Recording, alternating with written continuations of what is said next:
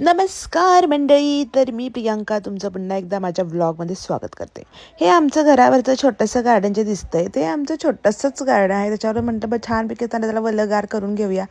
गरगरीत पाणी घालून घेतलं म्हणजे कसं ते टमटमीत फुगतात तो झाडं.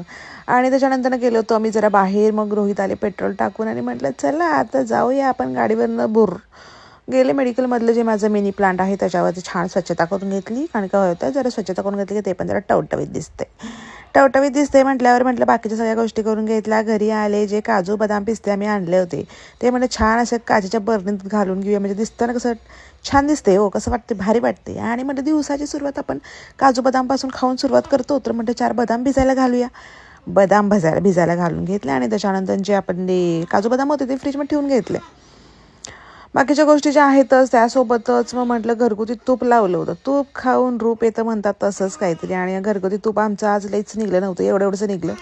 आणि अशा प्रकारे माझा डे गेलाय. चलो बाय बाय.